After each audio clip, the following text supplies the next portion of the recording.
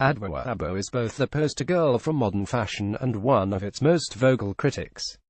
The 25-year-old model, who walked the Burberry catwalk on Saturday and Donatella Versus show on Sunday, leads discussions around issues from imagery of black women in the media to the impact of social media's hyperphotogenic visual culture on self-esteem on Girls Talk, the online platform she founded, which now has 100,000 Instagram followers. At London Fashion Week, real talk is the new air-kissing. The rise of Aboah, recently named a contributing editor at Edward Aboah's British Vogue and GQ's Woman of the Year, symbolizes an unexpected taste for candor which is emerging in an industry long built on the pursuit of unattainable perfection. The Burberry catwalk, not so long ago bedazzled with flashbulb-friendly glitter showers, had a gritty makeover this season. The venue, an 18th-century courthouse in Clerkenwell where the Underground cells, it is said, are linked by tunnel to the Old Bailey, hosts an exhibition of British social portraiture photography.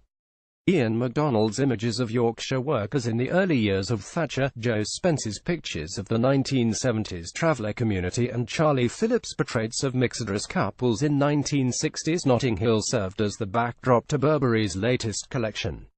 Fashion does not usually acknowledge, let alone celebrate, the side of British life seen in the Here We Are exhibition.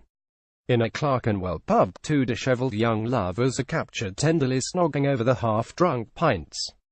Belfast schoolboys in garish nylon sweaters puff their chests with pride for Alistair McClellan's gleaming portraits.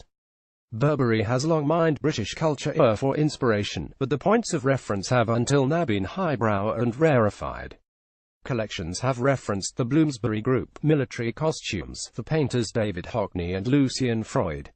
Advertising campaigns have starred high-cheekboned aristocrats, both the literal kind, such as Lord Frederick Windsor, and the 21st century equivalent, Romeo Beckham. 15 years after Christopher Bailey began the painstaking task of decontaminating the Burberry brand after the Daniela Westbrook years, steeping the house in upper-class bohemian imagery in order to obliterate the folk memory of football terraces and baseball caps, the brand is ready to embrace its streetwear heritage once again.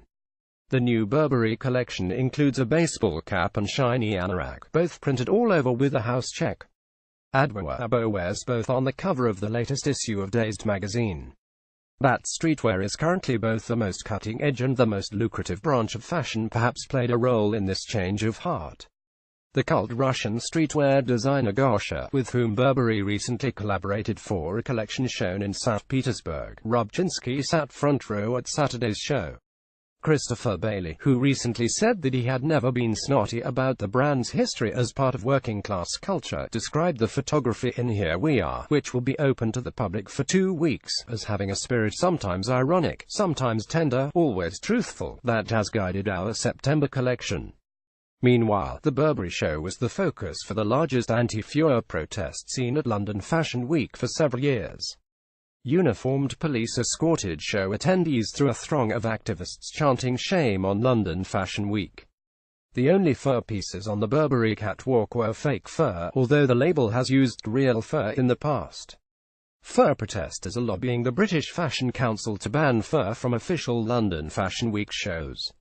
A fur ban is already implemented by many department stores and magazines. The BFC position currently is that it does not dictate what designers can or cannot design and has no control over the creative process. We encourage designers to ensure that if they choose to work with fur, they work with reputable organizations that supply ethically sourced fur.